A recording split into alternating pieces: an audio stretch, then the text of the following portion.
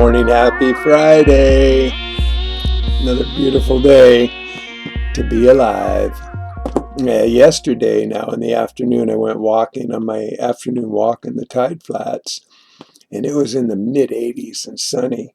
And by the time I finished my walk, the thunder showers and the lightning came in, so I just missed that by moments. And then this morning, it was right back to being like cold and windy, but I think the sun's gonna come back. It's one day at a time. Everybody here in the Northwest keeps wondering if winter's ever gonna end. But it's not about the weather, it's about how we perceive. So to me, every day that I'm alive is a beautiful day in paradise. That's just the way I roll. And I go about my life just that way, one way or the other. So I broke my fast after 11 days, and I feel good about it. My first one was 3 days. My second one was 11 days. And what I really have learned, it is all a great learning opportunity, by the way, to do these things, is that, my goal, eventually is to really be able to kind of own up to being a breatharian, a urinarian. But I see it as like training for a marathon. You have to do it one step at a time, one day at a time. And you have to train yourself. It takes a lot of physical endurance, and it just takes a lot of mental fortitude. And you just can't roll off and go, oh, I'm just going to go run 26 miles. I don't think so. So what I really learned this week it was about the detoxing. Now this was really big because I've spent a lifetime poisoning my body, so God knows how many toxins are just lodged in there and it's not going to disappear overnight. Just starting urine therapy and and doing fasts isn't going to cut it. And I did discover that. My pee never got clear and sweet. I mean, I've experienced my pee as sweet and clear like coconut water.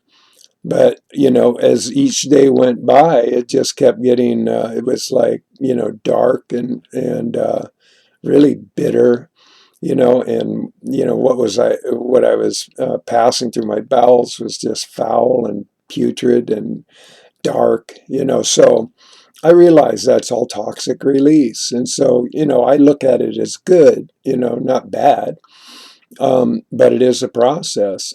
So what happened yesterday, now I hadn't planned on stopping my fast. I was I was planning on continuing.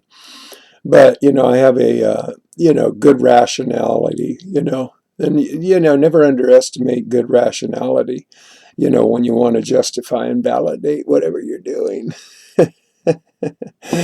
Because what happened is my friend, who I live with here, he took off on a 10-day business trip, and he happened to leave an avocado and 2 bananas in the hanging basket. Now, being, a food person that I always was and whatnot, I mean, I thought, I don't want to see that avocado and those 2 bananas end up just rotting, because they will. He'll be gone for 10 days. So I said, well, I'm going to go ahead and eat them, and I did. And by the afternoon, I went and picked up bananas, avocados, oranges, and, ate last night. Now, and the thing is about that is that I haven't been getting any sleep, especially over the last several days. I mean, I'm lucky to get 2 or 3 hours of sleep, and most of that's kind of broken. And so I know that was a lot to do with the, increased energy from not eating and the detox process which was going on. But I tell you what, I went to bed and I went to sleep right away last night. And I slept soundly through the night. Didn't even wake up to pee, which I always seem to do. And so that was really good. I woke up feeling really refreshed and really rested. And so I'm going back to eating for now. And I realized the importance of doing it in a more practitionering format, which is to you know, uh, go on, different fasts and just keep practicing at fasting because it is a practice and it takes a lot of discipline to do it. And to do extended fasts takes training. And I realize that. So I'm not going to fool myself and think that I'm, beyond human and try to pull one over on myself like I can get away with something because that's just ridiculous. I'm just a human in a spiritual experience, training for my next mission, which is to be nothing but clean, pure love and become a light person. So, yeah, it's all good. I'm feeling really good today. And I want to make some acknowledgments. If you don't know who Changa Charanga is, I highly recommend that you discover who she is and start learning. She's really experienced. She is a pure light energy force that is just amazing. She is just truly love light energy. And she has a brilliant mind. She has 20 years experience in urine therapy, and she's a brilliant writer. And so I encourage people to just take time to read some of her wisdom because she really is clear and she really is a great help. She really is a person that has taken responsibility, as an individual. And so yeah, like that. I just recommend to everybody. She's an incredible human being. And another person that I've only recently been becoming aware of is Anthony A.K. King. Now, I saw a video this morning, a music video that he produced, which is very good, by the way. And he's the one that's producing the Water of Life Symposium in September in Sacramento. And I am excited about that. I am really excited to go to the symposium just to, finally get to meet some of my tribe and learn new things and share information. And, I think it's just going to be awesome. I really can't wait.